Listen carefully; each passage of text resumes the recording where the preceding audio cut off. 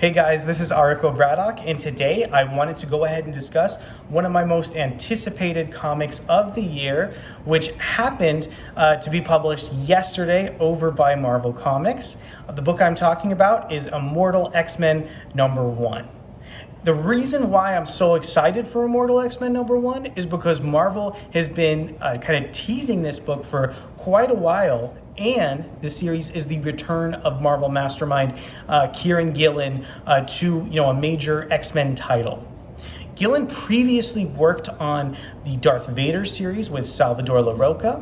That series is important because Gillen wrote an anti-hero. Darth Vader, well, arguably villain. I mean, Darth Vader's not the nicest guy in the world. And also, the nuance that Gillen lends to Vader ends up informing some of the characters and political machinations in the Immortal X-Men comic. Over on the art side of the issue, we have Werneck, who recently drew the Trial of Magneto miniseries with Leah Williams drawing the book. The reason why I think Werneck's art is so important in this particular issue is that he's able to take some of those dense beats from Gillen's script and is able to kind of illustrate them in a way that doesn't seem so elusive, or, readers get the subtext in a way that's easier to digest than it would be with a different artist, thanks to some of those really nuanced facial expressions. Next up, we have David Curiel on the color art for the series. Curiel has worked on recent X-Men issues as well as Avengers titles alongside Jason Aaron. Over on the letters, we have VC's Clayton Cowles. Readers may know Clayton Cowles from his work on the Deadly Class property with Rick Remender, which was adapted into a television series for about a season. Over on the design side of things, we have Tom Muller. So the X-Men books always have really nice designs. They have great logos, text pages, cover work. And this issue actually introduces a letter, like a cover box in the upper left corner of the issue. The corner box is gorgeous. It kind of has like that Destiny of X logo because Immortal X-Men #1 kicks off Marvel's Destiny of X publishing initiative, which is just the next part of the Krakoa line of comic books.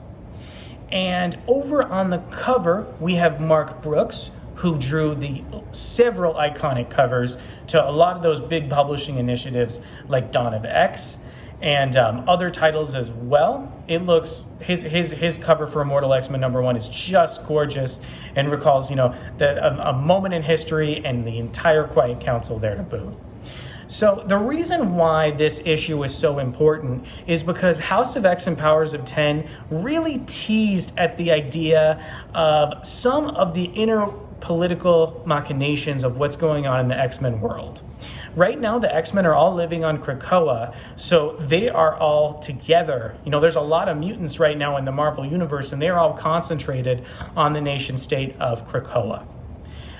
This issue really focuses heavily on the political implications of who is and isn't on the Quiet Council, and Gillen does a phenomenal job implementing the recent continuity from the Dual Wolverine miniseries that Marvel was publishing, as well as fallout from the main Inferno title. The big asset for this particular issue for me is that Mr. Sinister's characterization is just about perfect. Gillen's able to capture all the nuance that Mr. Sinister would have by, really sizing down some of his allies on the Quiet Council. And also, he is up to something no good. Gillen has not been able to kind of really flesh out what Sinister's master plan and endgame is, but there is massive foreshadowing to huge implications here that is just fascinating to read. And I can't wait until we get, more issues and we're able to really understand what the heck Mr. Sinister is doing. Ever since like the Hellions title and really the beginning of House of X, readers, he's kind of held people at arm's length and hasn't really divulged too much of his secrets outside of a few key issues of Hellions. which leads me to the next part of why this title is so good.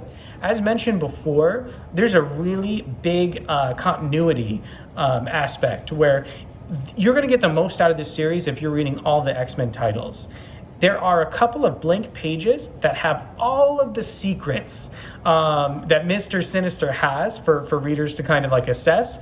Basically, the more you're reading, books like the recently published Sword, the more you're going to be able to understand and really get the most out of what Immortal X-Men has to offer. So at the end of the day here, there's a lot of investment, but if you take a look at, the character interactions and some of those plot beats, there's a huge reward here.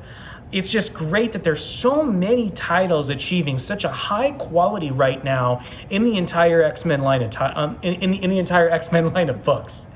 But I just wanted to kind of recap a couple, key moments, and really want to encourage everybody to go back, check out House of X and Powers of 10, really dive into this nation-state Krakoa world of the X-Men. This is one of my favorite, probably the big two title, from Marvel and DC that I've been looking forward to the most, and really wanted to take the opportunity to encourage everybody not to miss out.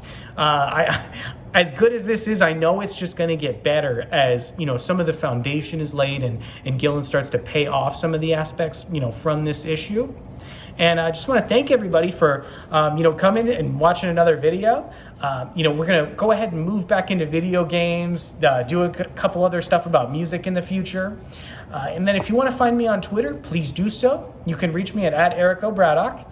And please come back for another video. I'll be here next week. Thanks, guys. Bye.